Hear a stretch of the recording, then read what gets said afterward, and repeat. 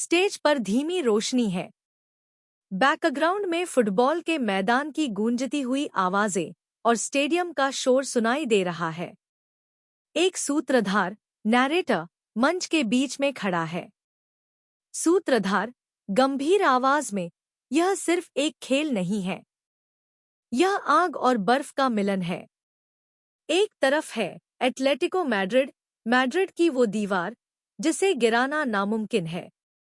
दूसरी तरफ है आर्सेनल, वो कलाकारी जो हर रक्षा पंक्ति को अपनी लय पर नचाने का दम रखती है।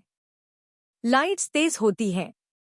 एक तरफ लालसफेद धारियों वाली जर्सी पहने खिलाड़ी का पुतला है, दूसरी तरफ लालसफेद वाली आर्सेनल की जर्सी।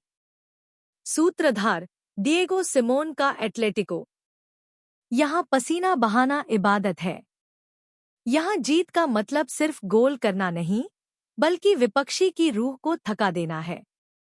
यह चोलो की सेना है जो खंदक में भी लड़ना जानती है।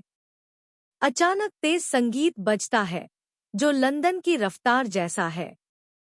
सूत्रधार और दूसरी तरफ लंदन की गलियों से निकला आर्सेनल, द गनर्स। अर्सेन वेंगर की विरासत से लेकर आज की युवा ब्रिगेड तक, यह टीम फुटबॉल को फुटबॉल की तरह नहीं, बल्कि एक कविता की तरह खेलती है।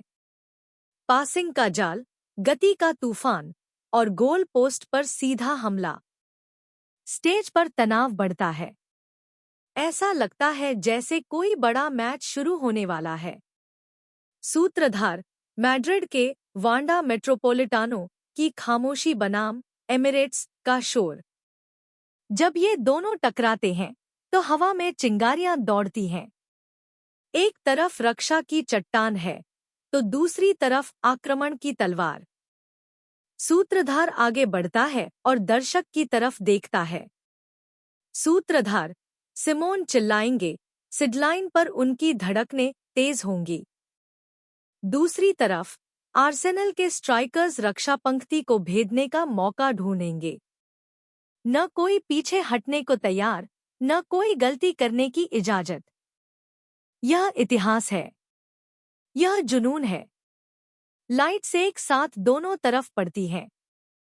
सूत्रधार, यह फुटबॉल की वो जंग है जहां अगर एटलेटिको की दीवार नहीं टूटी तो आर्सेनल की कलाकारी दम तोड़ देगी, और अगर आर्सेनल ने अपना तालमेल बिठा लिया तो सिमोन का कठोर अनुशासन भी हार मान लेगा। संगीत अपनी चरम सीमा पर पहुंचता है, फिर अचानक सब शांत हो जाता है। सूत्रधार धीमी आवाज में, तो क्या आप तैयार हैं? जब दो अलग-अलग दर्शन, दो अलग-अलग संस्कार और दो अलग-अलग दुनियाएं मैदान पर आमने-सामने होंगी, तो इतिहास कौन लिखेगा? रोशनी पूरी तरह खत्म हो जाती है। केवल एक फुसफुसाहट सुनाई देती है, मैच शुरू हो चुका है।